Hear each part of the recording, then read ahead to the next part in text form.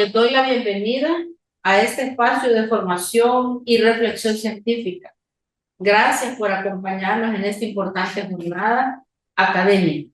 En el Instituto Nacional de Salud, como institución rectora de la investigación y formación continua en El Salvador, siempre reafirmamos nuestro compromiso de facilitar espacios de actualización científica, intercambio de conocimiento, fortalecimiento de capacidades para el abordaje integral de las principales patologías que nos aquejan y de los problemas sanitarios que le aquejan al país. En esta ocasión me complace darles la bienvenida al webinario de este módulo tan importante que se ha desarrollado, que es Avances en la prevención, diagnóstico y tratamiento de las enfermedades cardiometabólicas. Este tema que hoy trataremos reviste una relevancia trascendental y para su desarrollo de forma muy especial hemos invitado al doctor Carlos Enrique Franco Cruz. Sabemos que para salud pública este tema es responsable de mucha de nuestra movilidad. El doctor Franco Cruz es un distinguido especialista cuya sólida trayectoria clínica, académica y científica ha trascendido tanto a nivel nacional como al ámbito internacional.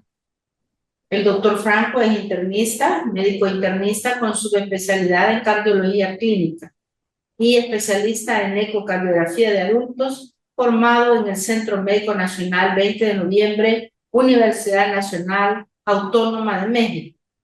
Asimismo, es especialista en rehabilitación cardíaca por el Instituto Nacional de Cardiología Ignacio Chávez y posee una certificación en estudios avanzados en insuficiencia cardíaca otorgada por la Clínica CardioMed de la Universidad Pontificia Bolivariana de Medellín, Colombia. Actualmente, el doctor Franco se desempeña como cardiólogo clínico y ecocardiografista del Hospital Nacional El Salvador. También es coordinador docente de la subespecialidad de cardiología de la Universidad Dr. José Matías Delgado. Preside el capítulo de imágenes cardíacas de la Asociación Salvadoreña de Cardiología y es editor de la revista Ecocardiografía y otras técnicas de imagen cardíaca RETIC. Médico adscrito al Servicio de Cardiología del Hospital Nacional El Salvador, a quien tenemos ahora el gusto también de anunciarle como un fellow de la Sociedad Interamericana de Imágenes Cardíacas, INSIAC, y miembro del American College of Cardiology y de la American Society of Echocardiography, lo cual evidencia su permanente vinculación con el avance de las ciencias médicas y de la innovación diagnóstica en el campo cardiovascular. Agradecemos de forma particular, al igual que a sus compañeros de grupo y de mesa para conformar la Escuela Nacional de Cardiología, su constante interés por contribuir y dejar una herencia al Salvador, al país que tanto amamos, del relevo generacional de cardiólogos tan necesario para el país. Doctor Franco, nuestra invitación es siempre ponernos a la disposición para el desarrollo de cualquiera de sus iniciativas y también poner a disposición de la comunidad sus conocimientos, su experiencia y su visión en torno a un tema tan vital para la salud pública. Invito a los participantes a seguir esta conferencia con mucha atención, a cerrar sus salidas de video y audio y a hacer las preguntas en el chat para que al final sean respondidas por nuestro ponente. Nuevamente, bienvenido, doctor, y le cedo la palabra. Muchísimas gracias, encantado de poder estar acá con ustedes nuevamente. Eh, para mí siempre es un privilegio poder acompañarlos y poderles hablar un poco de la parte de las enfermedades cardiovasculares que he tenido el privilegio de aprender a lo largo de los años. Y este día discutiremos acerca de las dislipidemias y su asociación con la enfermedad cardiovascular. Y es que lo primero que tenemos que tener claro es que la enfermedad cardiovascular es la principal causa de morbimortalidad a nivel global.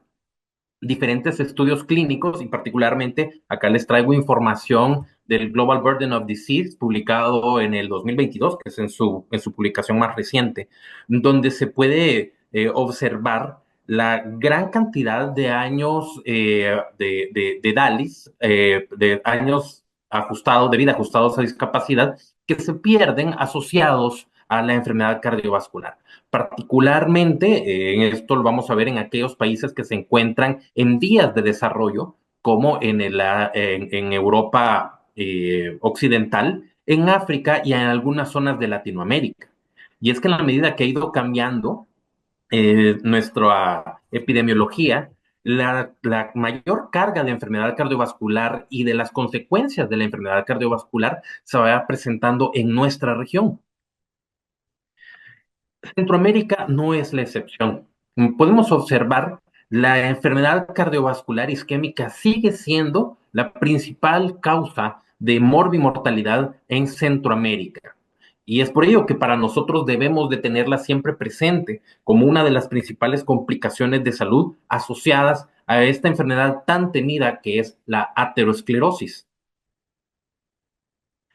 En Estados Unidos, que es donde parte mucha de la epidemiología que nosotros tenemos y donde podemos extrapolar algunas de las situaciones de salud pública con relación a enfermedades crónicas degenerativas, la principal causa de muerte es la enfermedad cardiovascular.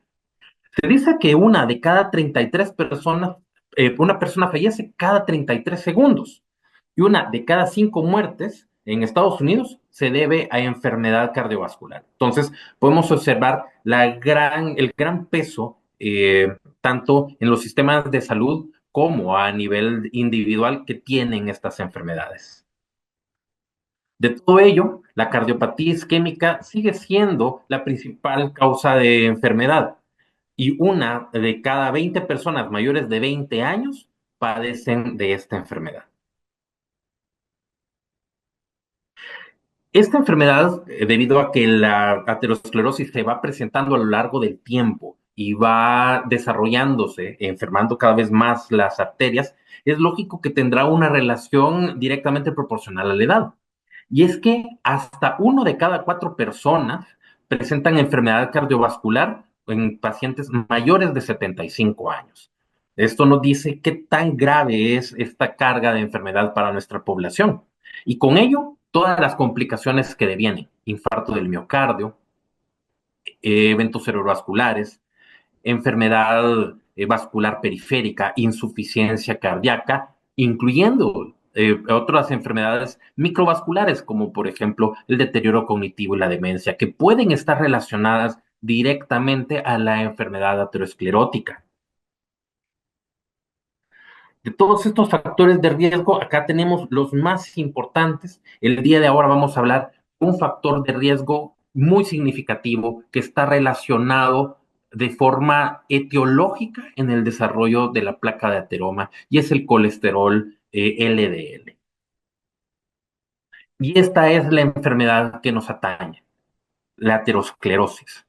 La aterosclerosis es el manejo de la enfermedad aterosclerótica y de las complicaciones de la enfermedad aterosclerótica es el principal reto de salud para el médico moderno. Y es que en la medida que nos vamos alejando de las enfermedades infecciosas como principal causa de mortalidad, nos vamos acercando más a las enfermedades crónicas y particularmente aquellas asociadas a la aterotrombosis. Y si nosotros vemos la biología de la aterosclerosis, cómo se genera estas placas de ateroma, el factor iniciador del proceso de aterosclerosis será estas LDL oxidadas, este colesterol LDL oxidado como el iniciador de este proceso de aterosclerosis. Este colesterol, esta molécula que vamos a estudiar más adelante, genera activación del endotelio, es decir, este se inflama, pierde la regulación de la permeabilidad específica del endotelio, permitiendo de que estas moléculas de colesterol LDL se introduzcan dentro de la íntima del vaso. Esto tiene un efecto quimiotáctico muy intenso, activando las células inflamatorias y particularmente los monocitos, quienes se diferencian en macrófagos. Estos macrófagos expresan receptores carroñeros o scavenger receptors, los cuales identifican este colesterol LDL y a diferencia de otros receptores de que tienden a disminuir su expresión en la medida de que se van saturando, estos receptores nunca se saturan y siempre están expresándose. De manera que las células empiezan a acumular lípidos, se forman células espumosas y posterior a ello generan necrosis. Y esta necrosis, el core lipídico, que es parte fundamental de la placa de ateroma. Entonces, el iniciador de todo este proceso será el colesterol LDL o aquellas partículas lipídicas altamente aterogénicas. Y los factores de riesgo, como por ejemplo la hipertensión, la diabetes, el sedentarismo, algunos factores de riesgo psicológicos como la depresión o la ansiedad o el tabaquismo, serán modificadores del riesgo que van a propiciar de que esta evolución patológica asociada al depósito de colesterol dentro de la íntoma vascular que degeneren el ateroma se vuelva más acelerado. Y estos son los personajes principales de esta película, que son las partículas de colesterol. Acá tenemos todas aquellas lipoproteínas partiendo desde los kilomicrones. Todas estas partículas tienen cierta estructura similar, en las cuales vamos a tener fosfolípidos de membrana, los cuales los vuelven hidrosolubles y les permiten que puedan viajar en el torrente sanguíneo, ésteres de colesterol, que se encuentran tanto en la superficie de las lipoproteínas como también dentro de estas estructuras, y vamos a tener también triglicéridos como parte del contenido de todas estas moléculas. Es importante que cuando nosotros hacemos el análisis, al hacer la toma de los lípidos, cuando medimos colesterol, lo que estamos midiendo es precisamente estos vehículos, estas lipoproteínas que transportan el colesterol, y no estamos midiendo los ésteres de colesterol que se encuentran dentro de estos vehículos. En cambio, cuando nosotros medimos triglicéridos, medimos toda la carga de triglicéridos sérica del paciente, incluyendo la que se encuentra dentro de estas lipoproteínas, como también aquella que se encuentra de forma libre circulante. Muchas veces se encuentra adherida a proteínas de transporte, como por ejemplo la albúmina. Dentro de todos ellos, la más grande serían los kilomicrones, los cuales se encargan de transportar los ácidos grasos provenientes de la dieta. Tenemos el colesterol VLDL, que este se encarga de transportar, es el principal transportador de triglicéridos, pero sobre todo aquellos triglicéridos que están asociados a la lipólisis. Es decir, aquellos triglicéridos liberados de nuestros adipocitos en respuesta a diferentes estímulos, como por ejemplo la activación adrenérgica, a la disregulación de la insulina, entre otros. Tenemos otras partículas como que son también altamente heterogénicas, como las IDL y las LDL, que tienen como particularidad que poseen dentro de su membrana ApoB, que esta es una molécula proteica que vamos a ver que tiene mucha importancia en la identificación de las proteínas altamente heterogénicas. Y finalmente, tenemos el colesterol de alta densidad, que sería el HDL. Estos tienen como característica que se encargan del transporte reverso del colesterol, de manera de que permiten de alguna forma, diciéndolo de una forma simple, poder extraer todo el exceso de partículas potencialmente inflamatorias y estabilizar los vasos. Tenemos también dentro de todos ellos la lipoproteína A, que es un tipo de colesterol LDL modificado. Este tiene su expresión tiene un comportamiento genético que desafortunadamente, aún con las terapéuticas modernas dirigidas hacia el control del LDL, este se puede mantener elevado y tiene un comportamiento altamente aterogénico y que es independiente de los niveles de colesterol plasmático. Acá tenemos las diferentes densidades de cada una de estas partículas, su contenido de triglicéridos y de colesterol, y como podemos ver, todas las lipoproteínas tendrán diferentes concentraciones tanto de triglicéridos como de colesterol sérico. Estos triglicéridos, las partículas ricas en triglicéridos y particularmente VLDL, IDL y LDL, serán aquellas que tendrán mayor potencial aterogénico.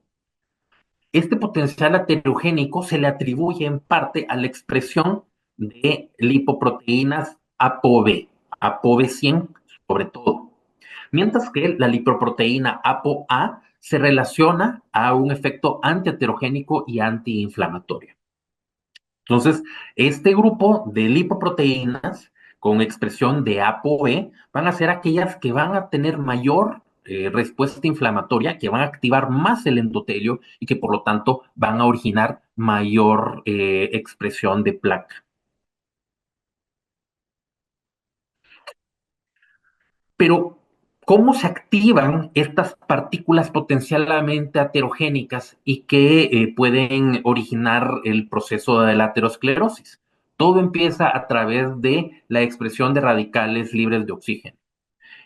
Estos radicales libres de oxígeno se presentarán debido a diferentes factores estresantes, como por ejemplo la ausencia de factores antioxidantes, la activación macrofágica, factores epigenéticos, entre otros, los cuales oxidarán a la LDL circulante. Esta LDL oxidada cambiará su configuración, se volverán más pequeñas y más densas, y estas van a ser las que van a generar esta toxicidad endotelial.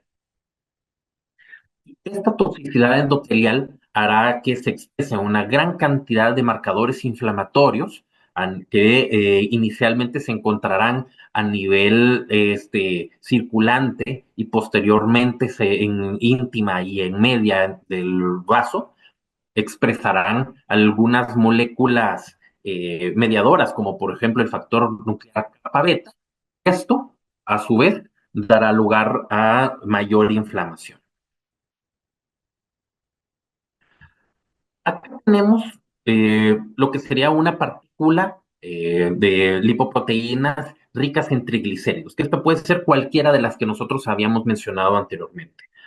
Ante los estímulos específicos como los que hemos mencionado, esto puede originar una diferenciación hacia colesterol LDL, y por medio de lipólisis, en donde vamos a tener pérdida de la concentración de triglicéridos de estas moléculas, dará lugar a moléculas de colesterol LDL pequeñas y densas, que se vuelven más susceptibles a la inflamación, a las radicales libres de oxígeno, y esto dará lugar a la LDL oxidada, la cual es el iniciador de este proceso aterosclerótico.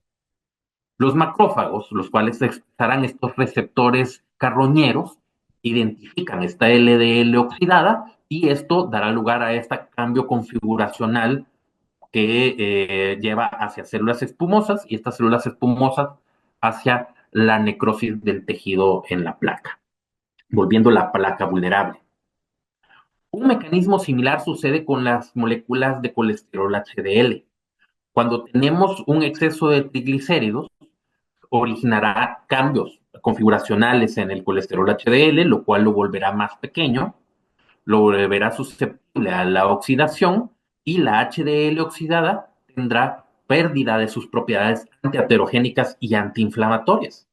Y es por eso que hablamos de una dislipidemia aterogénica, en donde tendremos exceso de triglicéridos, muchas veces exceso de colesterol LDL y de partículas con ApoB, y tendremos valores de colesterol HDL reducidos. Es debido precisamente a este microambiente eh, que es propicio a estos cambios configuracionales de estas moléculas.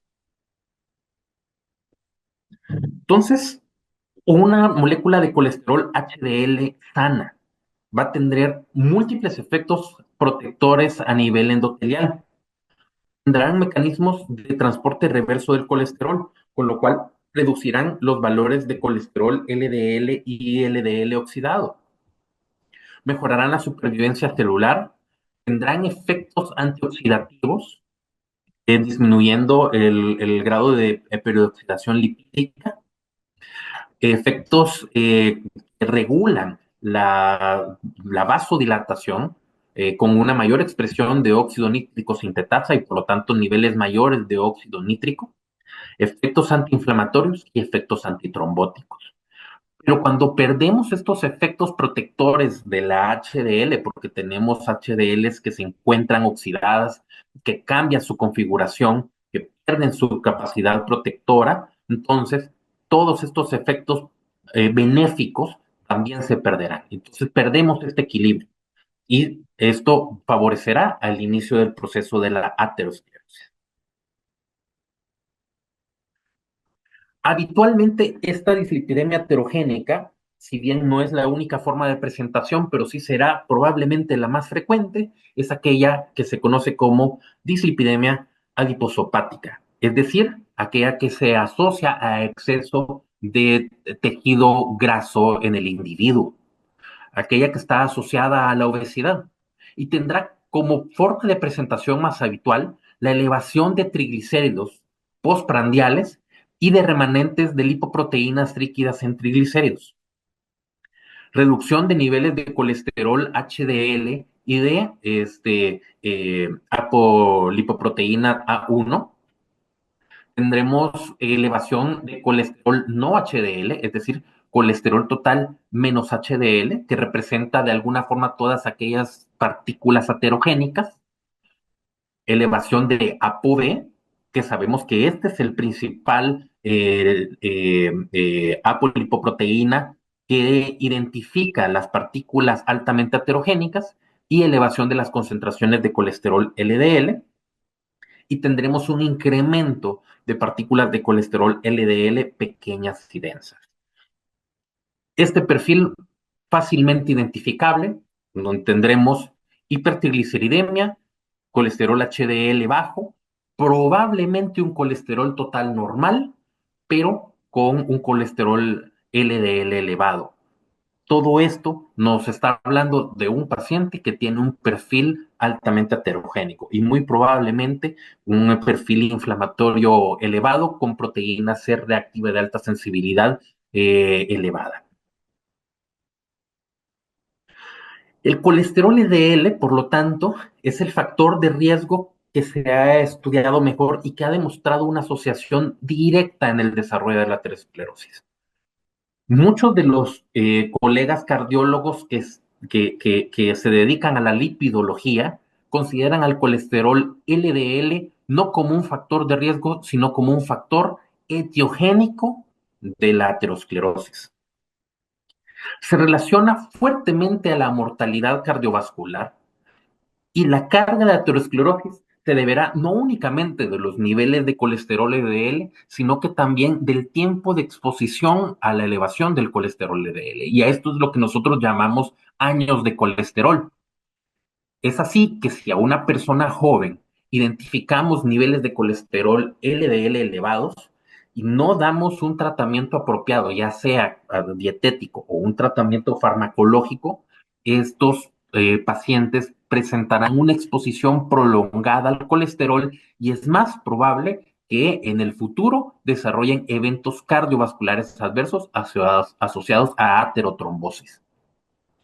Múltiples estudios han demostrado la reducción de la mortalidad y de eventos adversos tanto en prevención primaria como en prevención secundaria. Y hay ahora una gran cantidad de herramientas terapéuticas que pueden ayudarnos a reducir el colesterol LDL. Por lo tanto, es este colesterol LDL y no el colesterol total la principal marcador terapéutico que tenemos que considerar todos los médicos que atendemos pacientes en prevención, tanto primaria como secundaria.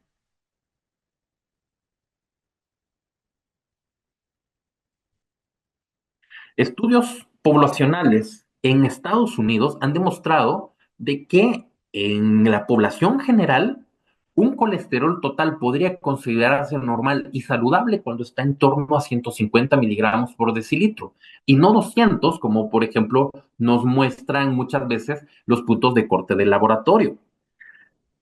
Este colesterol de 150 miligramos por decilitro equivale aproximadamente a un colesterol LDL de 100 miligramos por decilitro. Y una reducción de 38 miligramos por decilitro o un milimol, basándonos en la cuantificación como lo hacen los europeos, se acompaña de una reducción de riesgo de eventos cardiovasculares, incluyendo muerte cardiovascular, infarto del miocardio fatal y no fatal, y enfermedad cerebrovascular hasta de un 21%. En términos generales, tenemos que quedarnos con un número mágico. Por cada miligramo por decilitro que se reduce el colesterol LDL, se reducirá 1% la mortalidad cardiovascular. Entonces, ese número mágico tenemos que abrazarlo y tenerlo siempre presente. Existen múltiples estrategias terapéuticas que pueden ayudarnos a reducir los niveles de colesterol. Las estatinas de intensidad moderada, como por ejemplo la atorvastatina a dosis de 20 miligramos por decilitro, se espera una reducción promedio del colesterol LDL de un 30%. Y como veremos más adelante, la recomendación que hacen las guías de práctica clínica, particularmente en aquellos pacientes de riesgo alto o muy alto, es que se reduzca el 50% de las concentraciones de colesterol LDL. Entonces, muchas veces las estatinas de intensidad moderada se quedarán cortas en lograr los objetivos terapéuticos que nosotros nos planteamos. Estatinas de alta potencia, como por ejemplo una atorvastatina de 40 a 80 miligramos o suvastatina de 20 a 40 miligramos, se espera que tengan una reducción aproximada del 50% del colesterol LDL. Otros fármacos, como por ejemplo la combinación de estatina con ezetimibe, pueden producir una reducción hasta del 65%. Inhibidores de la PCSK9, que es una familia de fármacos relativamente reciente, puede tener una reducción del 60%. Y cuando estos se utilizan en combinación con estatinas o en combinación con estatinas más ezetimibe, podemos tener reducciones dramáticas hasta del 85%. Entonces tenemos ahora una gran cantidad de estrategias para lograr las metas terapéuticas. Por lo tanto, ya no podemos decir que es poco factible lograr metas de tratamiento en nuestros pacientes. Las estatinas, estas son aquellas que tienen una evidencia más extensa. Estos fármacos se ha observado en los metaanálisis de que por una reducción de 40 miligramos por decilitro, reducen la mortalidad cardiovascular en un 9% y el riesgo de eventos cardiovasculares mayores en un 21%. Dentro de las potenciales complicaciones del uso de las estatinas está el desarrollo de diabetes mellitus, en donde por cada reducción de 40 miligramos por decilitro, el riesgo de desarrollar diabetes aumenta en un 10%. Sin embargo, es importante recalcar que aunque pueda debutar con diabetes o disglicemias durante el uso de las estatinas, no se acompaña en un incremento del riesgo cardiovascular. ¿Cómo sucede cuando eleva la glucosa a consecuencia de una alteración metabólica primaria? Ahora, en aquellos pacientes que tienen alto riesgo, la pitavastatina, que es una de las moléculas más modernas para el control del colesterol, se considera que es, en cuanto al metabolismo de la glicemia, neutra. Y por lo tanto, este pudiera ser el primer escoge. Desafortunadamente, pitavastatina solo se encuentra en algunos lugares de Europa, Por lo tanto, es importante que lo conozcamos, pero muy probablemente no esté aún a nuestro alcance. ¿Cómo funcionan estas estatinas? Eh, Uno de las estatinas, su principal efecto es la inhibición de la hidroximetilglutaril coenzima A reductasa. Esta molécula lo que hace es transformar la acetilcoenzima A en mevalonato. Este paso es un paso del cual dependemos para la producción de colesterol. De manera que si nosotros inhibimos la producción de mevalonato, no se va a producir suficiente colesterol a nivel hepático y por lo tanto, para tener colesterol para la síntesis de hormonas esteroideas, va a empezar a recoger el colesterol que se encuentra circulante. Y esto lo hace aumentando la expresión de receptores de colesterol en la membrana del hepatocito. Pero además, esta reducción de colesterol, la inhibición del mevalonato, tiene efectos pleiotrópicos muy importantes y esto se conoce como la vía de la inhibición de la isopronilación proteica.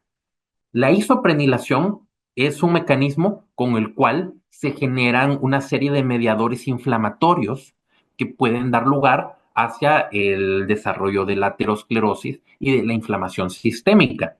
De manera que cuando nosotros inhibimos esta vía, vamos a tener beneficios potenciales, no solo en la reducción del colesterol, que sabemos que tiene potencial inflamatorio per se, sino que también de otra expresión de proteínas y de mediadores inflamatorios que darán lugar hacia la expresión del ateroma.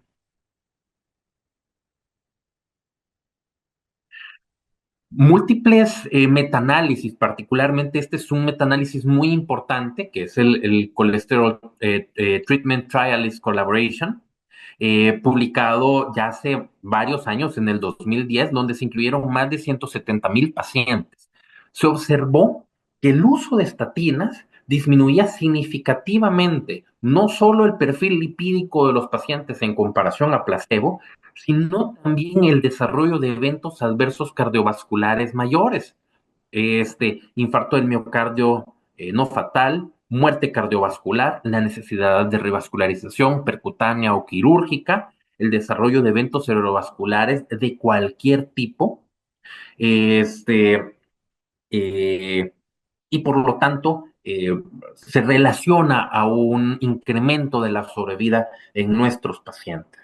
Entonces, las estatinas han demostrado en gran cantidad de pacientes, en gran cantidad de estudios, y todos estos son ensayos clínicos aleatorizados que funcionan y funcionan bien. Mucho se les ha hecho mala fama de estar relacionadas a eventos adversos o a reacciones adversas. Dentro de ellos, la rabdomiolisis, la cual sí se encuentra descrita, pero se presenta aproximadamente de 1 a 2 casos por cada 100,000 pacientes tratados por año. Es decir, es muy baja. Es mucho más frecuente la presencia de síntomas musculares asociados a estatinas, es decir, la presencia de mialgias, dolores a nivel muscular. Ojo, esto es muy importante porque no se trata de artralgias, no se trata de dolor óseo, no se trata de artritis, se trata de mialgias. Eh, Sin embargo, aunque esto se reporta frecuentemente en la literatura, particularmente en los estudios observacionales, ensayos clínicos aleatorizados y particularmente el estudio ASCOT demostró de que no había diferencias en la presentación de síntomas musculoesqueléticos cuando se comparaban con placebo. Entonces, por lo tanto, se considera que existe un efecto nocebo, es decir, el hecho de estar creyendo que tomo estatinas puede inducirme a la presentación de síntomas musculoesqueléticos y por lo tanto tenemos que tener mucho cuidado en la evaluación de esto. Se considera que la proporción de pacientes en los ensayos clínicos que presentan esta sintomatología es mucho menor del 1%. Entonces hay que tener mucho cuidado en esto. Elevación de transaminasas, particularmente ALT o TGP. Esto puede relacionarse, sin embargo, la elevación de transaminasas suele ser muy baja, es mucho menor a 3 veces el valor superior de la normalidad, y desde hace ya múltiples guías de práctica clínica ya no se aconseja la monitorización rutinaria de pruebas hepáticas porque no está asociado hacia el desarrollo de enfermedad hepática grave. Y es más, aún aquellos pacientes con elevación de transaminasas asociadas a hígado graso, el uso de estatinas no se ha relacionado a empeoramiento de la enfermedad y sí reduce el riesgo debido a que recordemos de que el hígado graso es una expresión de enfermedad metabólica y de enfermedad relacionada a exceso de triglicéridos. En cuanto a hiperglicemia y diabetes mellitus, ya hablamos. Aunque existe un riesgo potencial, esto de incremento de la glicemia no se relaciona a un incremento del riesgo de eventos adversos duros, y existe cierta controversia en cuanto al desarrollo de stroke hemorrágico, aunque hubo evidencia en que el uso de altas dosis de estatina se relacionaba a eventos cerebrovasculares hemorrágicos. El resto de evidencia, muchos ensayos clínicos y estudios observacionales no han demostrado esa relación. Y sin embargo, el uso de estatinas en la población con alto riesgo cardiovascular reduce hasta en un 21% el aparecimiento de eventos cerebrovasculares de cualquier índole.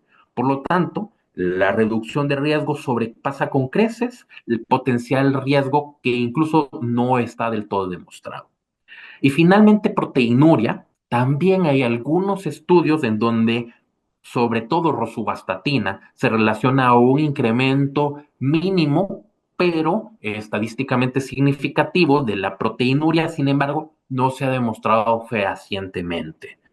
Por lo tanto, nosotros utilizamos estatinas en pacientes con enfermedad renal y con riesgo cardiovascular, excepto en aquellos pacientes que se encuentran con enfermedad renal grado 5, en quienes el uso de estatinas realmente no se ha demostrado que reduzca significativamente el riesgo, muy probablemente por la carga de enfermedad cardiovascular que estos pacientes ya tienen asociada a su enfermedad de base.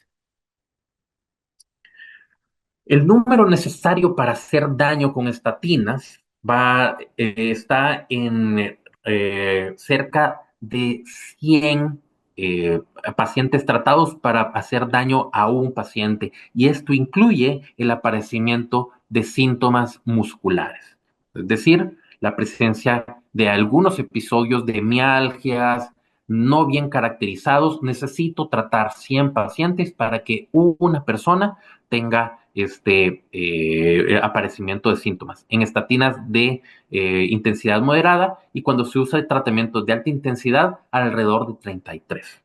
Pero es relativamente raro, al menos de que tengamos un paciente con un síndrome coronario agudo, que utilicemos, por ejemplo, atorvastatina 80 miligramos por decilitro. En cambio, el número necesario a tratar para obtener una reducción del riesgo en pacientes de alto riesgo puede ser tan bajo como 10 pacientes. Entonces, ojo, hay que tener mucha cautela en aquellos casos en donde el paciente se queja de molestias inespecíficas y que decidamos retirar, porque es más probable que estemos haciéndole un daño que un beneficio. ¿En qué pacientes sí tengo que tener una monitorización más estrecha? En aquellos que utilizamos las estatinas asociadas a, a algunos fármacos que se metabolizan a través del citocromo P450, particularmente en su subunidad 3A4.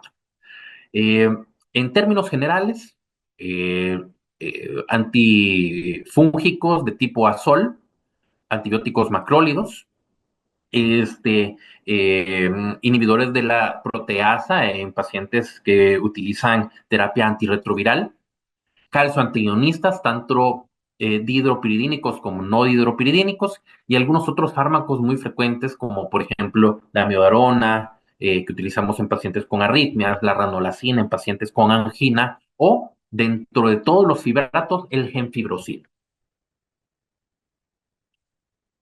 ¿Qué otros fármacos tenemos al alcance para poder tratar los niveles altos de colesterol LDL? Tenemos el ezetimibe, que este es un inhibidor de la absorción dietética y biliar del colesterol. Esto lo hace a través de la inhibición de un receptor que es el Newman-Peak tipo C1L1, con lo cual disminuye la absorción dietética del colesterol y por lo tanto vamos a tener menor colesterol disponible y es un coadyuvante muy eficiente cuando se utiliza en combinación con estatinas o con otros fármacos reductores del colesterol LDL. Y como podemos observar, su uso es como monoterapia, acá en este metaanálisis que tenemos, que presentamos a continuación, produce una reducción significativa de colesterol total y LDL comparado con placebo. Así que podemos utilizarlo también como monoterapia y en combinación con estatinas tienen un efecto también muy importante. El estudio Improve It, que incluyó más de 18,000 pacientes con muy alto riesgo cardiovascular, estos eran pacientes después de un síndrome coronario agudo, de un infarto del miocardio, eh, presentaron una reducción que si bien era relativamente pequeña, vemos que el hazard ratio es de 0,94, pero era clínicamente significativa comparada con aquellos pacientes a dosis máxima de estatinas. Es decir, tiene una reducción de riesgo importante y cuando se combina con ezetimibe con estatinas. Entonces, debe de estar dentro de nuestro armamentario. Y además, múltiples estudios observacionales más recientes han demostrado de que su uso combinado en pacientes en prevención primaria, utilizados como primera estrategia, inclusive, puede reducir significativamente el riesgo en comparación al uso de estatinas de potencia media. Así que mucho ojo, tenemos que tener siempre dentro de nuestra armamentario el ezetimibe. Otros fármacos más recientes son los inhibidores de la convertasa de proteínas succinquexin tipo 9 o inhibidores de la PCSK9. Estos son fármacos inyectables de administración semanal o quincenal que se basan en anticuerpos monoclonales. Entre ellos, los dos que se encuentran dentro de esta familia de fármacos es el alirocumab y el evolocumab. Esto, la PCSK9 eh, es una enzima que se encarga de la degradación de los receptores de colesterol LDL que se encuentran en el hepatocito. Si nosotros inhibimos esta enzima degradadora de receptores, vamos a tener mayor expresión de receptores de LDL y por lo tanto mayor acúmulo del colesterol. Vamos a lograr barrer este colesterol plasmático. Estos se asocian a una reducción promedio del colesterol LDL del 60% eh, y puede alcanzar hasta un 85% cuando estas se combinan con estatinas. Recordemos que también las estatinas aumentan la expresión de receptores de colesterol en el hepatocito por vías diferentes. También se asocian a una reducción del 26% de triglicéridos, se asocian a un incremento del colesterol HDL modesto pero significativo del 9%, y estos sí pueden reducir esta lipoproteína A hasta en un 30 y un 40%. Los dos estudios pivotales que nos hablan de este fármaco son el Fourier con evolocumab y el Odyssey Outcomes con alirocumab. Son ensayos bastante similares y, por ejemplo, el Odyssey Outcomes nos mostró que en pacientes que ya estaban con dosis máximas de estatinas y que persistían con niveles de colesterol LDL por arriba de 70 miligramos por decilitro, o colesterol no HDL, es decir, colesterol total menos colesterol HDL que estuviera por arriba de 100, o colesterol o partículas ApoB arriba de 80, había una reducción significativa del riesgo hasta de un 15%, una reducción de riesgo muy significativa. Otros fármacos, se encuentra el inclisiran, que este es un fármaco, una terapia génica que evita la traducción de la molécula de PCSK9 a partir del RNA mensajero y por lo tanto va a haber van a haber células knockout para la expresión de PCSK9 y van a pasar así sin expresarlo por mucho tiempo. De manera que con esto vamos a tener mayor expresión de receptores de colesterol en el hepatocito y van a tener ciertas características que lo vuelven superior a las terapias que están, digamos, basadas en anticuerpos monoclonales. Por ejemplo, en la génesis de autoanticuerpos que pudieran teóricamente disminuir la efectividad de los fármacos inhibidores de la PCSK9. El inclisiran tiene también una característica y es que esto se coloca únicamente 2 veces al año. Y con esto se logran reducciones dramáticas del colesterol que rondan cercana al 60% en monoterapia. Y finalmente, tenemos una molécula más reciente, que es el ácido bempedoico, que esta es una molécula oral que también está cambiando mucho el panorama con relación a al manejo del colesterol. El estudio pivotal es el estudio Clear Outcomes.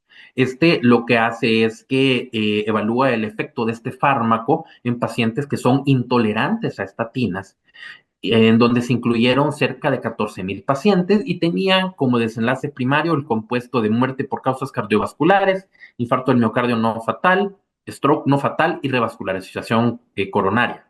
Tenía como desenlace primario el compuesto de los 4 componentes y como desenlaces secundarios cada uno de forma independiente o de formas combinadas de 3 o más de estas formas de presentación. Y se observó que en monoterapia, en ausencia de estatinas, tenía una reducción significativa de los eventos, tanto de desenlaces primarios como de desenlaces secundarios. Entonces, esta es una herramienta que también es sumamente útil. Ahora, ya sabemos que el colesterol LDL es malo. Sabemos cuáles son todas las herramientas que tenemos para tratar este colesterol. Ahora la pregunta que se estarán haciendo, ok, doctor, pero ¿en quiénes lo voy a tratar y cuáles van a ser los valores de colesterol LDL a los que tengo que llevar a mis pacientes con riesgo? Y para ello necesitamos hacer lo que llamamos estratificación de riesgo. Y esto enlaza un poco con algunas otras conferencias que he tenido la oportunidad de dar para el Instituto Nacional de Salud, donde hemos hablado precisamente de cómo evaluar el riesgo en la población general. Y para ello tenemos múltiples herramientas. Acá tenemos 4 de las mejor conocidas. Tenemos la estrategia HART, que se utiliza en nuestra población y que nos ayuda también para identificar a aquellos pacientes que se benefician de tratamiento intensivo con antihipertensivos. Pero basándonos en guías de práctica clínica, aparecen 2 escalas importantes.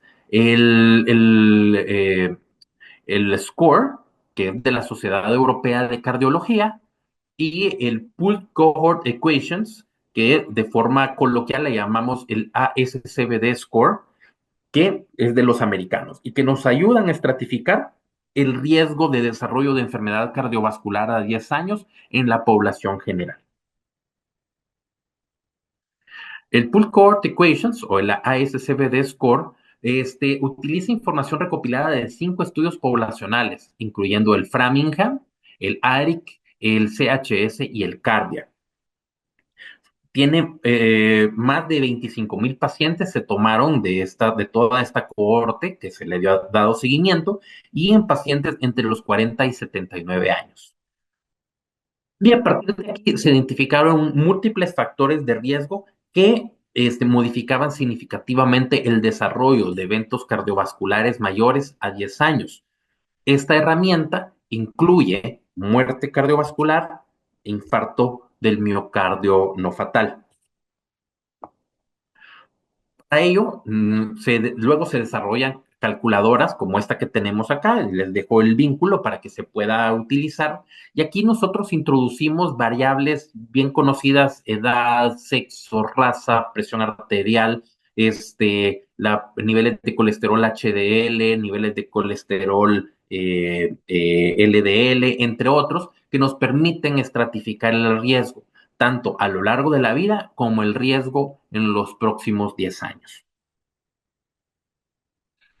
Y esta es la herramienta de los europeos, que es el score, que está, digamos, calibrada para diferentes poblaciones en Europa, para poblaciones de alto y de bajo riesgo, dependiendo de algunas zonas que se consideran que tienen un perfil de riesgo mayor, como por ejemplo el Europa del Este. Y toma en consideración presión arterial sistólica, el paciente, el sexo, se trata de paciente tabaquista o no, la edad y los niveles de colesterol total. Y con ello nosotros podemos establecer de cuáles son los niveles de riesgo, estando en riesgo muy alto aquellos que se encuentran en color terracota, en rojo los de riesgo alto, riesgo intermedio en amarillo y riesgo bajo los que se encuentran en verde. Y que lo que nos indican las guías de práctica clínica es que en nuestros pacientes que consultan con hiperlipidemia o con síndrome metabólico o que quieren conocer su riesgo, se debe de hacer una evaluación del puntaje de riesgo. Las guías europeas nos hablan del score, las americanas del ASCVD. Y luego, a partir de ahí, estratificar el riesgo. En aquellos pacientes que tenemos riesgo intermedio, pudiéramos utilizar algunas otras herramientas, como por ejemplo ultrasonido carotidio o ultrasonido de vasos periféricos en búsqueda de placas de ateroma, o bien el puntaje de calcio coronario, que nos puede ayudar a identificar si existe carga de ateroma en los pacientes y modificarnos el riesgo y probablemente pasarnos a un paciente de riesgo intermedio a riesgo alto o a riesgo muy alto.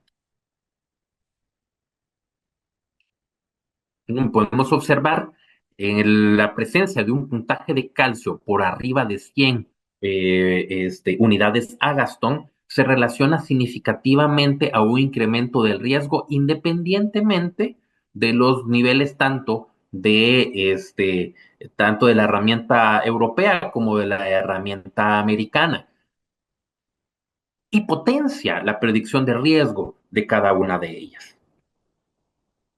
Entonces, si yo identifico a estos pacientes con diferentes perfiles de riesgo, riesgo bajo, moderado, alto o muy alto, entonces nosotros vamos a tener ciertos niveles de colesterol LDL a los cuales vamos a tratar de aspirar.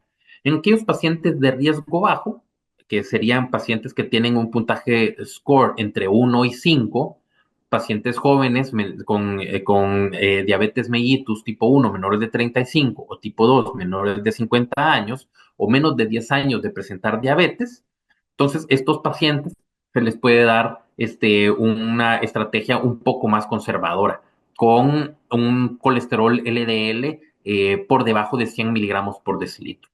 Pero aquellos pacientes que tienen un riesgo alto, por ejemplo, un puntaje de score entre 5 y 10, que tengan otros factores de riesgo asociados, niveles de colesterol total o colesterol LDL marcadamente elevados, hipercolesterolemia familiar, enfermedad renal crónica o diabetes de más de 10 años de duración, estos deberíamos de tenerlos con valores de colesterol LDL por debajo de 70.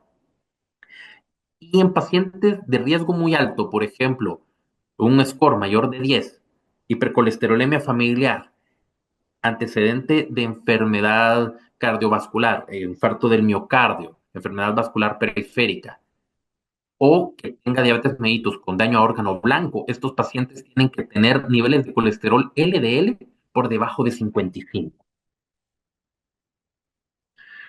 Y acá tenemos cómo estratificamos precisamente a cada uno de estos pacientes de acuerdo a los perfiles de riesgo y de acuerdo al score, en los que estaban en color verde, en color amarillo y en color rojo, y a quienes les vamos a dar tratamiento tanto en prevención primaria como en prevención secundaria. Entonces, la primera estrategia de tratamiento será darle estatinas a la máxima dosis tolerada por el paciente.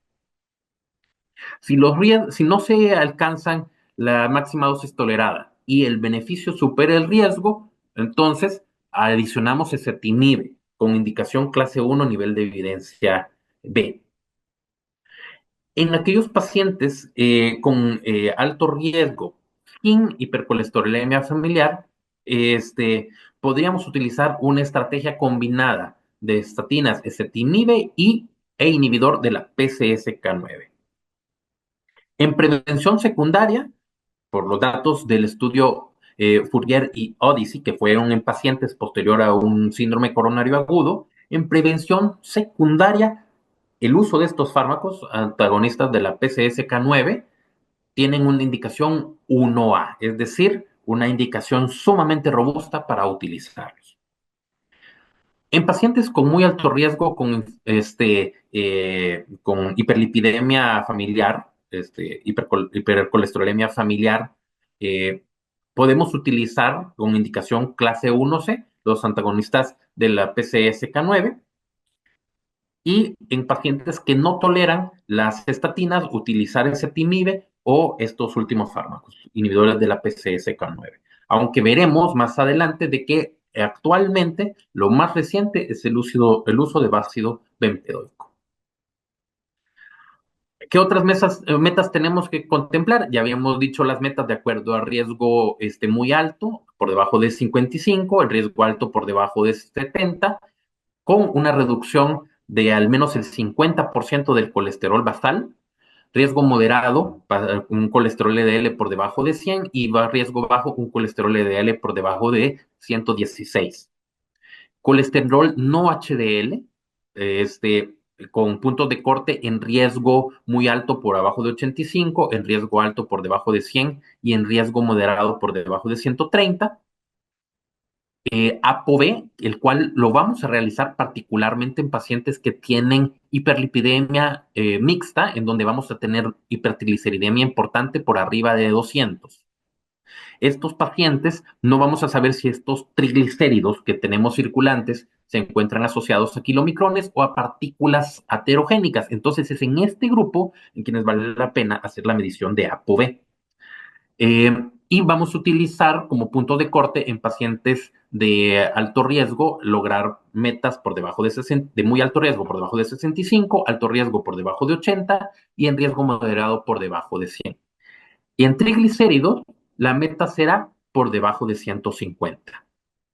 Quiero hacer una anotación antes de la siguiente diapositiva, y es que cuando nosotros hacemos la toma de lípidos, la recomendación actual es que ya no es necesario utilizar el ayuno para el screening del paciente con hiperlipidemias. Esto debido a que la modificación postprandial es relativamente no es tan significativa, puede modificar de alguna forma los niveles de triglicéridos, pero no nos va a modificar el resto de partículas y sobre todo la parte aterogénica de la enfermedad.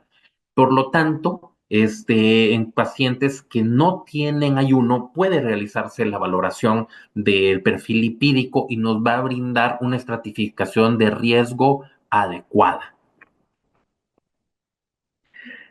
Esto es muy similar a lo que dicen los europeos, nada más lo traigo a colación porque esta es la estrategia de los americanos. Lo único es que toman como puntos de corte algunos valores un tanto diferentes basados en el ASCVD score, donde consideran bajo riesgo abajo del 5%, riesgo borderline entre el 5 y 7.5, intermedio de 7.5 al 20 y alto riesgo arriba del 20.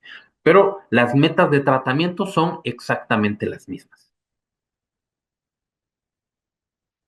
Más recientemente, eh, salió estas guías, que son las guías del 2024 para el manejo de pacientes con hiperlipidemia y ya tienen una enfermedad cardiovascular establecida o que han tenido un síndrome coronario agudo. En ella se detallan dos cosas importantes que la diferencian de las demás. La primera es que ellos abogan por el uso de terapias combinadas desde el inicio. Es una estrategia muy parecida a cómo se utiliza para el manejo de la hipertensión, en donde las guías más recientes nos hablan de que debemos dar estrategias combinadas como primer escoge. Ellos también abogan del uso de estrategias combinadas en comprimidos de dosis fija desde el principio. Esto debido a que favorecen la adherencia y se van a lograr metas de tratamiento de forma más rápida y más sostenibles en el tiempo.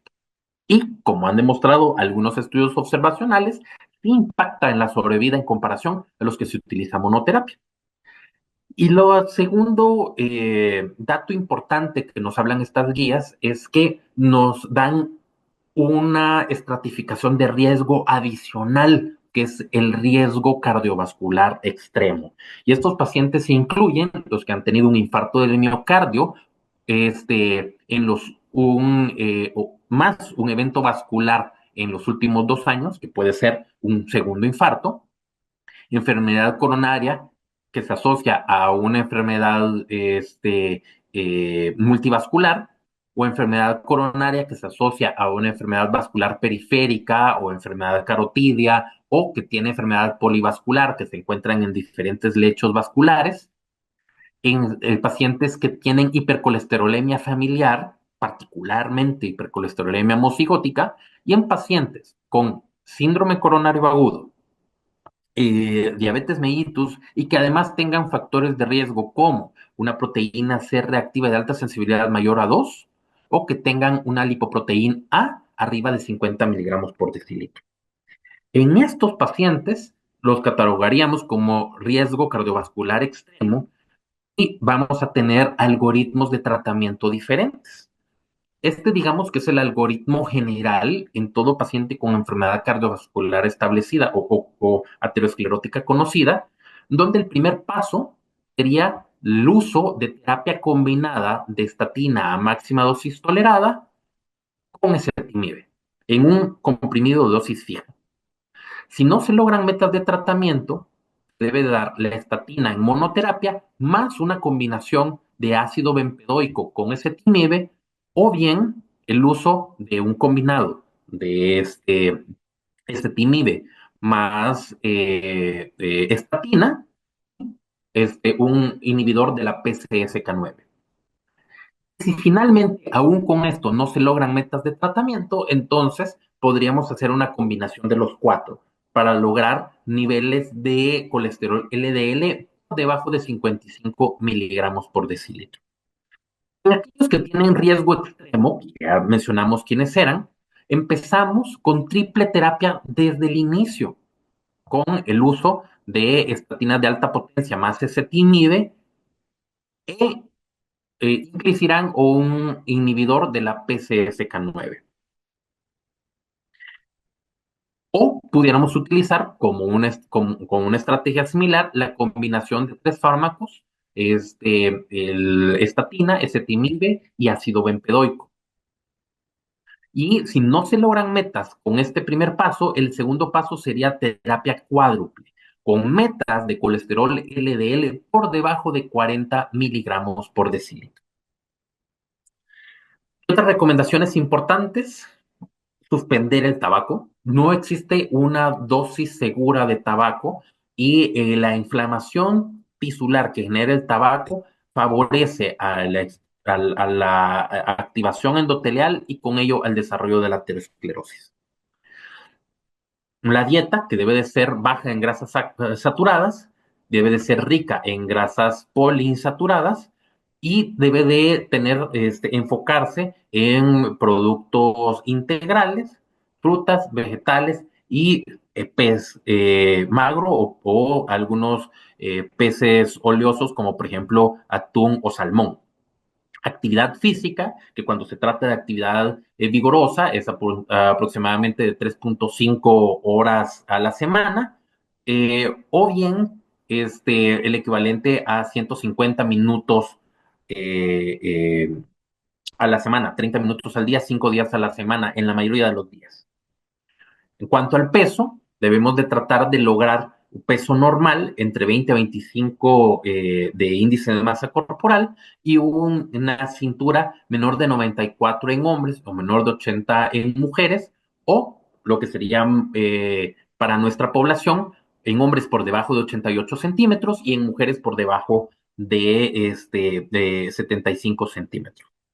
Y una presión arterial por debajo de 140 sobre 90 para poder tener una reducción global del riesgo para del desarrollo de aterosclerosis. En cuanto a triglicéridos, los triglicéridos, como verán, aunque por mucho tiempo se consideró de que no estaban relacionados con el riesgo cardiovascular, hemos ido identificando que tienen una importancia muy significativa, tanto desde el punto de vista fisiopatológico, como vimos en las primeras diapositivas, como también en estudios epidemiológicos, en donde la presencia de triglicéridos elevados se relaciona a un incremento del riesgo, aún en niveles de colesterol LDL normales. Y esto es lo que nosotros le llamamos riesgo residual.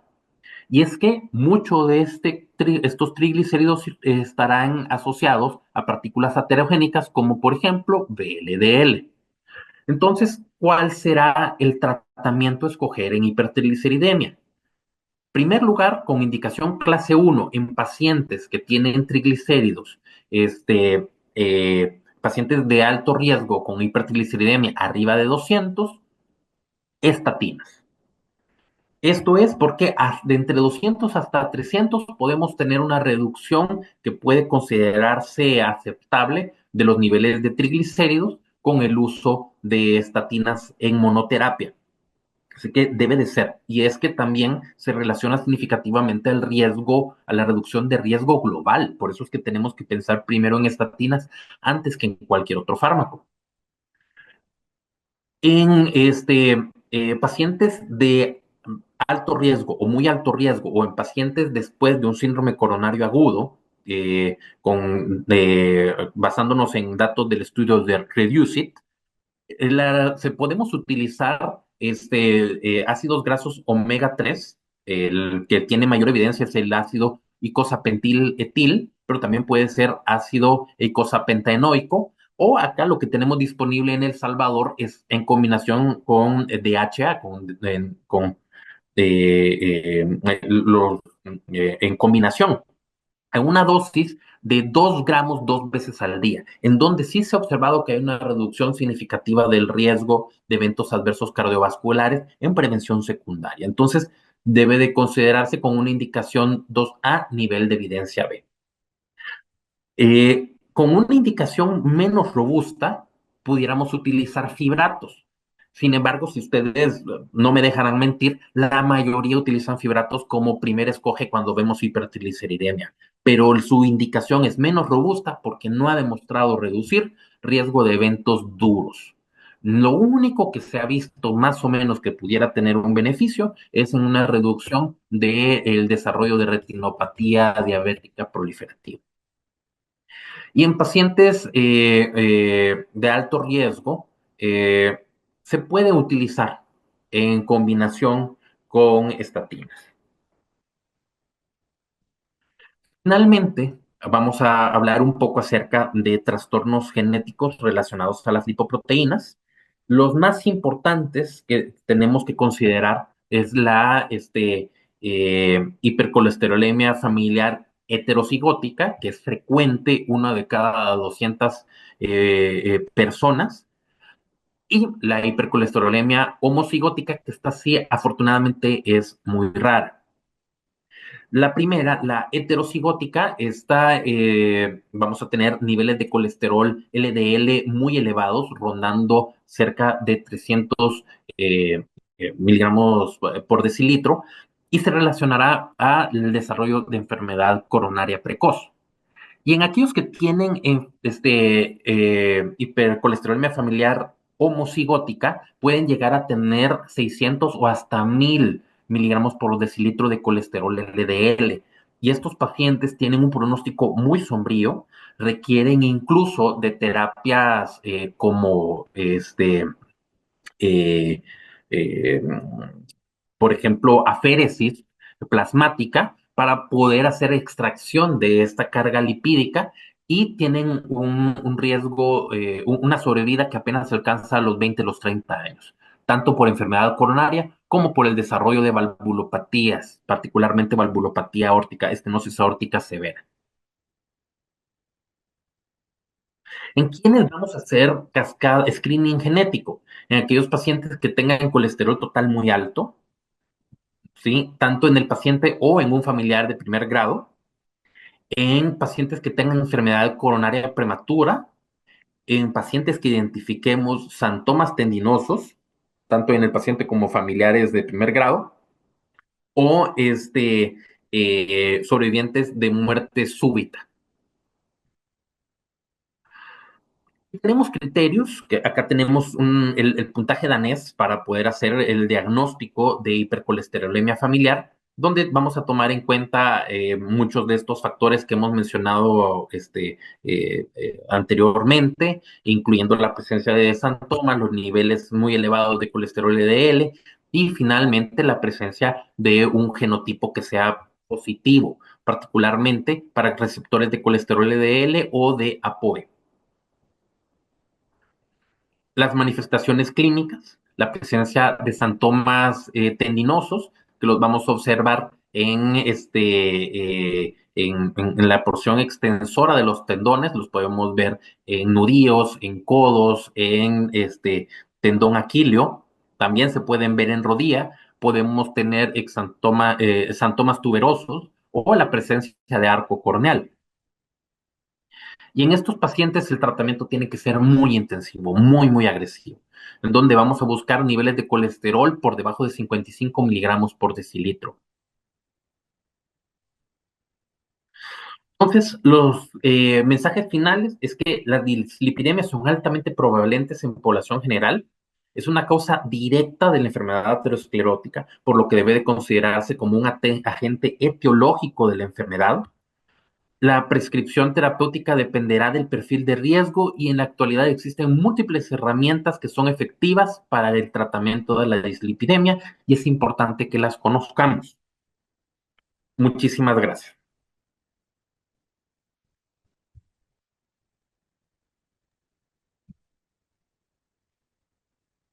Muchas gracias, doctor. Hay varias preguntas. Gracias por su excelente ponencia. Voy a comenzar con algunas que, digamos, si bien las ha contestado, podríamos ampliar un poco más. Y hay otras que las voy a obviar porque las contestó completamente.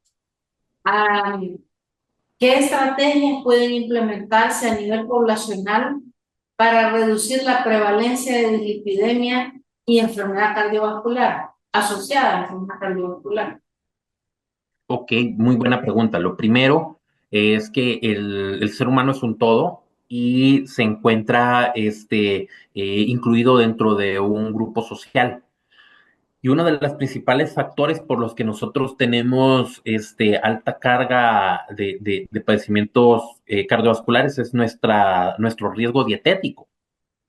Tenemos costumbres dietéticas que se basan en carbohidratos fritos, nuestras famosas pupusas, derivados del maíz, que tienen una concentración energética muy alta, que van a derivar hacia el desarrollo de hipertrigliceridemia, que van a favorecer a la elevación de colesterol LDL y partículas ricas en triglicéridos, y esto nos va a dar lugar a un mayor riesgo de aterosclerosis. Entonces yo creo que una de las primeras cosas que deberíamos de lograr como un objetivo de salud pública es aprender a comer, que todos aprendamos a comer bien y a comer saludable, que estos alimentos ricos en carbohidratos no deberían de ser nuestra dieta diaria, sino que deberían de estar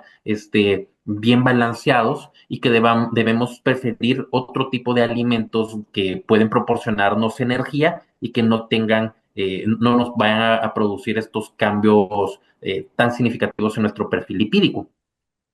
En cuanto a la elevación de colesterol, particularmente el LDL, este se relaciona más al uso de grasas saturadas y grasas trans, y que estas frecuentemente las vamos a encontrar en todos los alimentos fritos. Y también en nuestro mundo moderno es quizás la forma preferida de cocción de muchos de los alimentos. Entonces también tenemos que aprender cómo es la mejor preparación de nuestros alimentos como una estrategia importante para la reducción de la hiperlipidemia.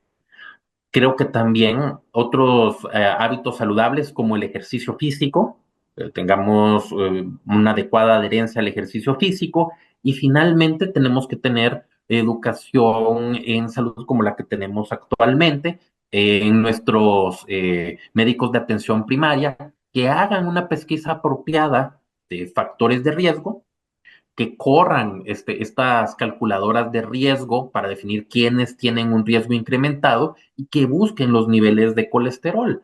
Y no únicamente colesterol total.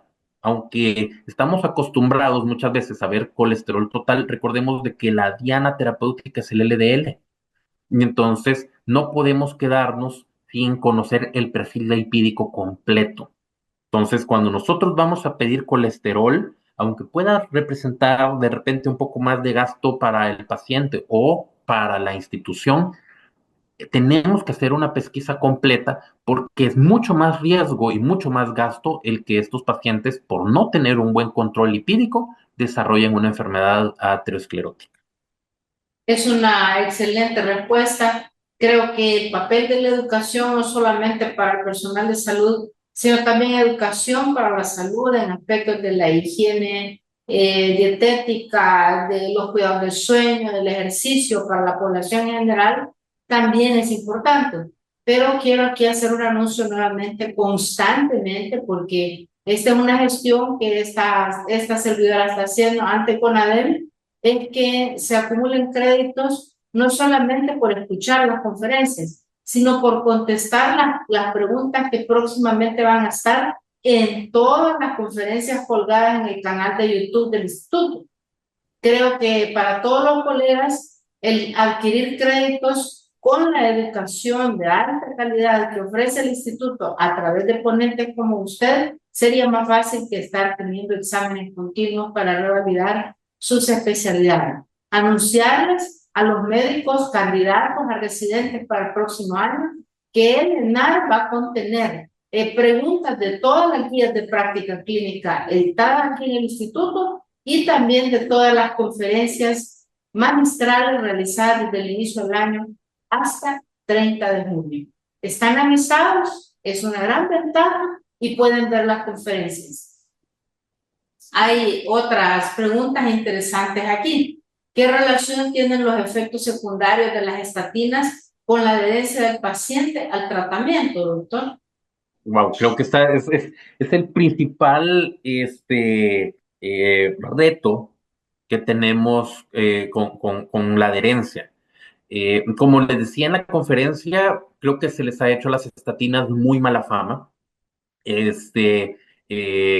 Allá por la década de los 90 y de los 2000 empezaron a aparecer muchos de estos estudios en donde se observaban la presencia de rabdomiolisis, la presencia de la diabetes asociada a estatinas, y entonces, sobre todo, y muchos pacientes se me acercan con que han escuchado que estas son medicamentos que se asocian a falla hepática.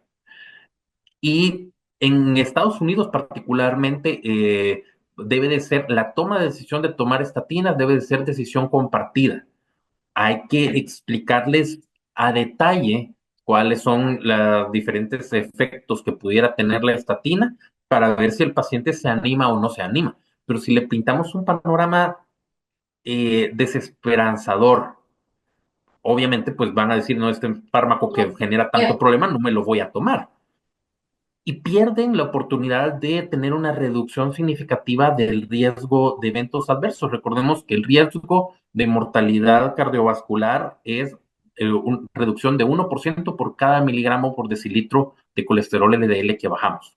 Entonces, vale mucho la pena. Así que pues yo creo de que es uno de los principales factores, el desconocimiento, o más bien tener un miedo desproporcionado a los potenciales efectos adversos de estos fármacos. Creo que ya los Sí. estudios poblacionales demostraron de que son riesgos muy bajos y que son fármacos en general muy seguros. Hay que combatir con educación a la gente este mal concepto que tienen de que tienen un riesgo muy alto de rhabdomiólisis, porque solo uno les dice, les voy a dar una estatina y dice, mire, y se me van a destruir los músculos. Y como eso lo ven del internet, ¿verdad? Con sus anuncios fake, que a veces no tienen ninguna evidencia o que sobredimensionan los efectos de los medicamentos. Hay aquí repetidas felicitaciones para usted. Una pregunta nueva que dice, ¿cuál es su principal consejo para mantener un corazón sano y prevenir la dislipidemia desde una edad temprana? Dieta y ejercicio. Creo de que son un estilo de vida saludable. Eh, eh, hay varias asociaciones que promueven la salud cardiovascular, por ejemplo, la AJA, que es la Sociedad Americana del Corazón, tiene el 7 de la vida, donde incluye ejercicio físico, la dieta saludable, el evitar el tabaco, entre otros, que vale la pena que tengamos eso en cuenta para poder reducir el riesgo del desarrollo de enfermedades asociadas a la aterosclerosis.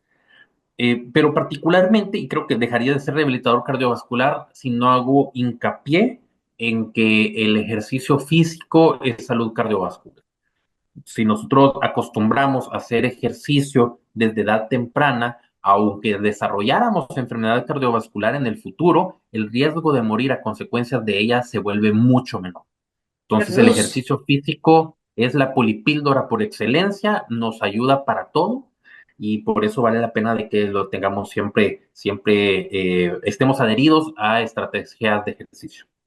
Así es, doctor. Muchas gracias. Hay otras preguntas aquí. Desde su experiencia, además del omega 3, ¿qué otras medidas elevan el HDL?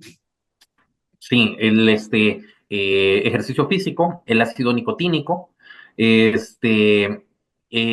particularmente, y esto creo que es algo que es importante recalcar, la, el colesterol HDL se considera que más que un factor de riesgo, es un marcador de riesgo. Sí, o sea, nos brinda cuál es el fenotipo de la enfermedad, porque aunque sabemos de que estos pacientes que tienen HDL bajitos y LDL altos y triglicéridos altos van a tener más aterosclerosis, ninguna estrategia para elevar HDL ha demostrado reducir el riesgo de enfermedad cardiovascular. Entonces, pareciera que es más un marcador, pareciera que es más una forma de darnos un fenotipo de la enfermedad más que establecernos un perfil de riesgo como tal. Y también mucho HDL no es bueno, porque aunque no existe una asociación directa con enfermedad cardiovascular y al menos en modelos de experimentación básica tiene un efecto antiinflamatorio, pareciera que niveles de colesterol HDL por arriba de 90 se relacionan a mayor tasa de aterosclerosis. Entonces también hay un límite hasta donde nosotros podemos llevar este colesterol. Así que creo que en términos generales, abandonar el tabaco, hacer ejercicio, ácido nicotínico, la omega 3 dietético y ¿por qué omega 3 dietético? Porque hay una relación inversamente proporcional. Si baja los triglicéridos, sube el colesterol HDL. Entonces, creo que estas serían las estrategias mejores para poder subir este valor. Interesante recomendación. Voy a leer esto, un saludo hasta Inglaterra, que nos están viendo. Me parece una excelente observación y es importante escuchar su opinión. Tal vez un estudio del estilo de vida es obligatorio en vez de administrar al paciente una medicina para tratar lípidos normales. Se piensa que tratar a grandes poblaciones con medicamentos puede que influya las grandes empresas farmacéuticas en esta conducta, que ven la medicina como un gran negocio. Es un comentario que hacen aquí. Sí, creo que es muy valioso y creo que es una preocupación de muchas personas, tanto desde Sí, la perspectiva, digamos, como población no médica, como también de médicos, en sí. donde tal vez el uso generalizado de fármacos pudiera estar relacionado a beneficios económicos y no a beneficios de salud. La Pero por persona eso, que hace este comentario es una colega. sí, pero por eso es que nos llevaría un poquito más de tiempo hacer esta anotación, pero esa es la relevancia de la estratificación de riesgo. Porque Riesgo. si yo agarrara a la población general y a todos, yo le pusiera estatina como enriquecimiento del agua, ¿sí? O como hacemos el enriquecimiento de la sal, que colocamos yodo. Si yo hiciera eso, los estudios poblacionales han demostrado que la reducción de eventos adversos viene siendo menor del 6%, o sea, es muy poca. Entonces, yo tengo que identificar qué pacientes sí se van a beneficiar de hacer una estrategia de reducción de riesgo. Y para Claro. eso significan todas estas herramientas pronósticas que hemos hablado. ¿Sí? Si yo identifico pacientes de alto riesgo, son estos pacientes que yo tengo que establecer este tipo de estrategias. Y finalmente, las guías de práctica clínica son enfáticas de que estos medicamentos no van solos, sino que van de la mano con cambios de estilo de vida saludables. Ese tiene que ser el principal cambio para que podamos reducir la carga aterogénica. Sí, no es que me voy a comer 5 pupusas y me voy a tomar la torvastatina, ¿verdad? No, no es así. Para que le Exactamente. quede claro a mucha gente, ¿verdad? Gracias, doctor. Hay también otras preguntas interesantes aquí. Excelente ponencia. Gracias por compartir. ¿Existe alguna diferencia entre tomar una estatina en la mañana versus la noche? ¿La actividad Ninguna. física incrementa la incidencia de mialgia en quienes toman estatinas? Qué buena pregunta. Con relación al uso de la estatina por la noche, no. Esto se utilizaba cuando eran estatinas de vida media corta, como por ejemplo la pravastatina, en Sí. donde necesitábamos optimizar, porque gran parte del metabolismo lipídico se da por la noche, entonces necesitamos optimizar la estatina particularmente durante este periodo de tiempo. Pero en las estatinas modernas, que tienen una vida media larga, esto ya no se utiliza. O Ya no es sea, válido. la estatina ya no es válido. Lo podemos utilizar a cualquier hora porque el efecto va a ser igual en cualquier momento. Y en cuanto a la Ah, actividad física, no hay ninguna relación. Este, no va a aumentar la tasa de radiomiolisis, ni tampoco va a tener efectos adversos como, por ejemplo, ruptura de tendón aquilio, ruptura de bíceps, como sucede, por ejemplo, con algunos fármacos como la quinolona, ¿sí? Y sí, nadie sí, suspende sí. una quinolona, ¿no? Pero y esto sí Esperemos está la relacionado. respuesta espontánea. Así es, sí está relacionado con lesiones musculoesqueléticas agudas en deportistas. Este, las estatinas no, las estatinas no. Entonces, y los reportistas, aunque sean gente que practica mucho deporte, no los exime del riesgo de tener algún grado de hiperlipidemia y esa es la principal causa de muerte súbita en el atleta, las causas ateroscleróticas. Sin duda. Hay una última pregunta de este bloque que dice, ¿cómo se comparan los efectos de reducción de eventos adversos cardiovasculares mayores de estatina versus realizar ejercicio 150 minutos a la semana? Eh, Creo que el ejercicio sí puede tener una reducción significativa. Eh, es más importante para la reducción de riesgo de colesterol LDL, los cambios dietéticos que el ejercicio físico. El ejercicio físico impacta más en reducción de triglicéridos, ¿sí? Que en colesterol LDL. Sin embargo, también cabe aclarar que la gran mayoría de pacientes, el solo hecho de las medidas dietéticas y de ejercicio no va a lograr llevarlos a la reducción de colesterol LDL de acuerdo a su perfil de riesgo.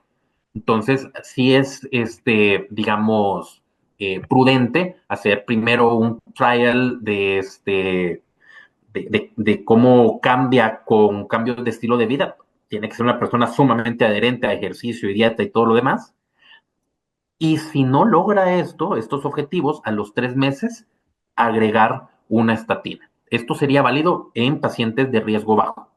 Pacientes de riesgo intermedio o alto, debería de iniciarse la terapia en combinación a los cambios de estilo de vida, obviamente bajo la perspectiva de la decisión compartida. Sin duda alguna.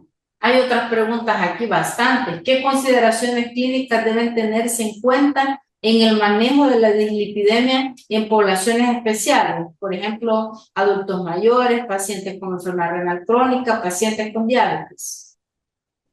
Wow, importante. Paciente diabético, depende también de su perfil de riesgo. De entrada, el paciente diabético se considera que es riesgo alto o muy alto. Entonces, estos pacientes no deberíamos de incluirlos en las estrategias en los puntajes de riesgo porque ya se salen de los puntajes de riesgo. O sea, son pacientes que incluso la literatura más antigua hablaban de equivalente de enfermedad cardiovascular. Sí. Entonces, el paciente diabético debe de ser llevado a reducción óptima de colesterol LDL. Todo paciente diabético, de hecho, de acuerdo a las guías de práctica clínica, tanto desde la perspectiva de los cardiólogos como de los endocrinólogos, recomiendan el uso de estatinas desde el momento en que el paciente es diabético. Debe de hacerse el inicio de estatinas. Y las metas serían en pacientes diabéticos con menos de 10 años de presentar la enfermedad, tener una colesterol LDL por debajo de 70 y en diabéticos que tienen más de 10 años o bien que tengan daño a órgano blanco, que puede ser enfermedad renal, enfermedad vascular periférica, retinopatía diabética, que son marcadores de una enfermedad mucho más avanzada. Estos deberían de lograr niveles de colesterol LDL por debajo de 55.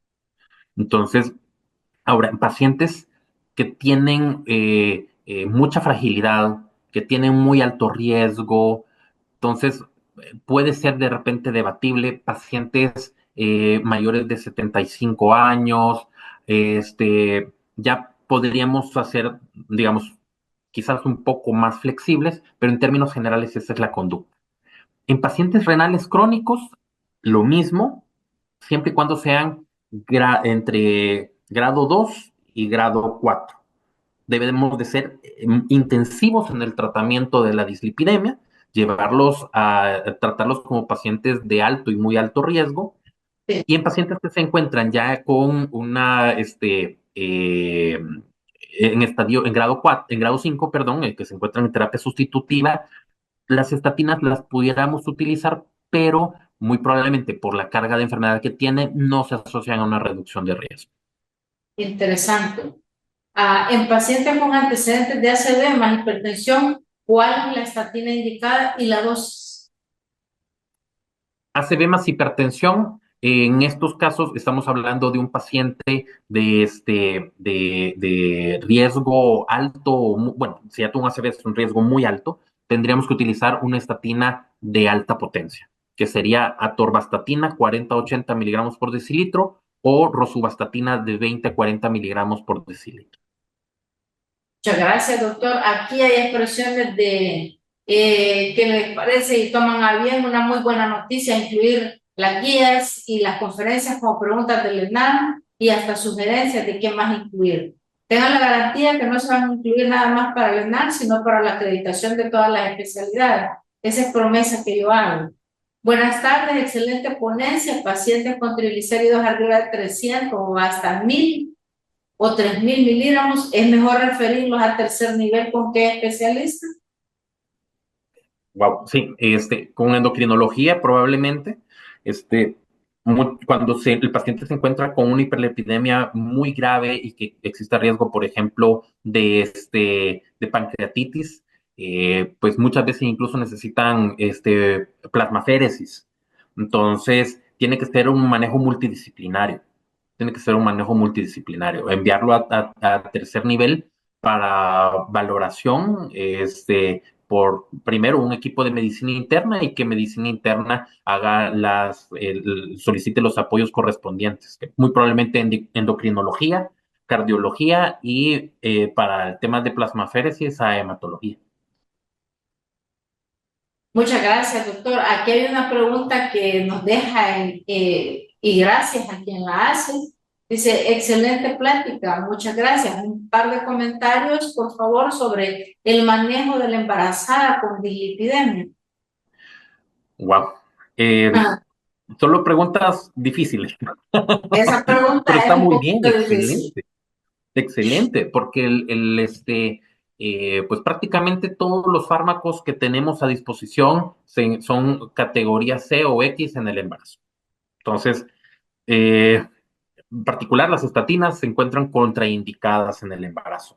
Así es. Así que realmente las estrategias pues son muy pocas. Eh, Más que nada son cambios dietéticos y tal vez pudieran considerarse algunas estrategias luminales para poder hacer la reducción del colesterol. Pero siendo muy honestos, si la paciente tal vez no tiene un perfil de riesgo alto, yo lo que preferiría sería esperar. Sí, Sí. yo preferiría. Quizás desde el punto de vista de la medicina materno-fetal, la recomendación más adecuada es la clasificación del riesgo preconcepcional y el tratar a la mujer que se prepare para un embarazo y que evite llegar con una dislipidemia al embarazo, así como evite llegar con sobrepeso, con obesidad o con una diabetes, para no descompensar más la situación. Recordemos cuál es la situación endocrinológica de una mujer embarazada y cómo tanto el colesterol y los triglicéridos pueden tener una elevación esperada como normal, pero que en un paciente que ya viene descompensado puede aún agravar más su cuadro. También recordemos la relación que tienen las dislipidemias con la preeclampsia, por ejemplo. Entonces, la recomendación sería valoración del riesgo preconcepcional y tratar de llevar a las pacientes para un embarazo preparadas, con peso y valores normales de los exámenes, ¿verdad? Y si es alguien que tiene una dislipidemia familiar, recomendar que piense si en realidad es responsable tener un embarazo. Así Es es, decir, siendo muy sincero, ¿verdad? Desde la especialidad. así es. Agradecen por el comentario hecho desde Inglaterra. Muchas gracias por su excelente explicación. Y finalmente, para cerrar, ¿cuánto recomienda de ácido nicotínico para el tratamiento de estos pacientes? De hecho, ya no se recomienda el ácido nicotínico en términos generales. Sí, o sea, porque realmente es una estrategia para subir colesterol HDL, pero subir colesterol HDL no nos va a modificar el riesgo. Entonces, lo importante, la diana terapéutica va a seguir siendo colesterol LDL y por lo Ok. tanto el tratamiento debe ser orientado a la reducción de colesterol LDL. Ya las guías de práctica clínica no recomiendan este tipo de fármacos, al menos de primera línea. De acuerdo, doctor. Ha sido muy extensa la fase de preguntas. Eso denota el interés del público que nos escuchó. Y reitero, para que se lo puedan dar a conocer a todos los colegas, que tanto para la recertificación de las especialidades como para el examen de admisión a residencias médicas, todo esto es importante. Igual que la guía de práctica clínica, pues es conocimiento de gran calidad. Siempre a la 1 de la tarde, los días miércoles, pueden vernos almorzando sanamente, ¿verdad? Para poder aprovechar el conocimiento. Recordar que todas las conferencias quedan grabadas en el canal de YouTube del instituto y que pronto van a haber preguntas para poder adquirir créditos para CONAMED y también para el examen nacional de residencias médicas 2026. Muchas gracias y buenas tardes.